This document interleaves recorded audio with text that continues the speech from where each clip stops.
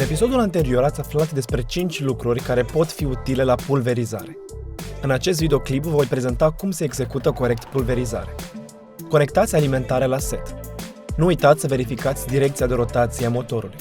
Porniți dispozitivul și setați temperaturile de lucru la blocurile de încălzire și furtunuri. Temperatura de lucru depinde de tipul spumei utilizate. Dacă nu sunteți siguri cum să alegeți temperatura, contactați furnizorul sistemului. Acest lucru vă garantează condiții optime de procesare. Introduceți pompele de transfer în butoaiele adecvate cu materie primă. Este foarte important să vă asigurați că nu se vor schimba deoarece poate provoca defectarea dispozitivului.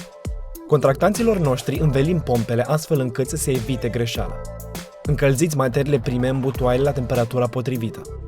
Dacă utilizați un sistem cu celule deschise, amintiți-vă să amestecați bine poliolul.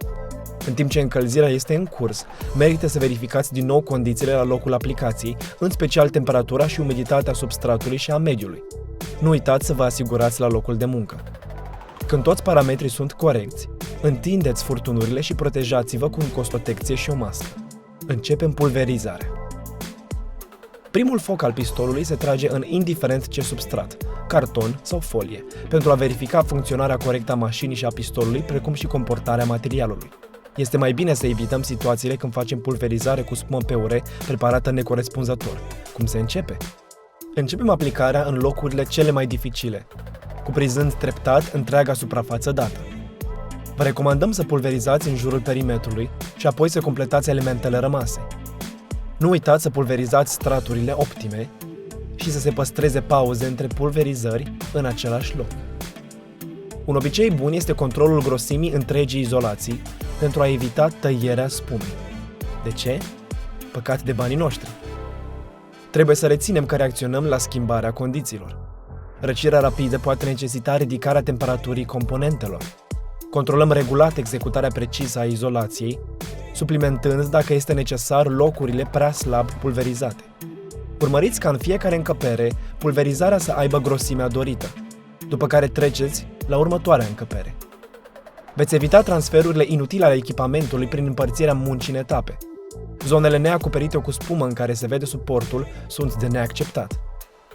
După terminarea pulverizării, împreună cu investitorul sau cu reprezentantul acestuia, trebuie făcută recepția lucrării.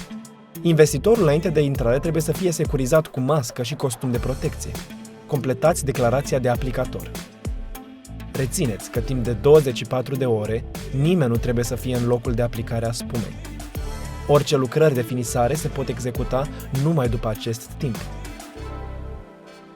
Un obicei bun este efectuarea curățeniei după muncă. Un client mulțumit vă va recomanda altora. Vedeți următorul episod în care vă voi spune cum să terminați corect munca după executarea pulverizării. Dacă vă intrigă cum fac de schimb limbile cu atâta abilitate I chcesz zobaczyć, jak za pomocą sztucznej inteligencji wkraczamy z produktami na kolejne rynki, faceți click pe acest link.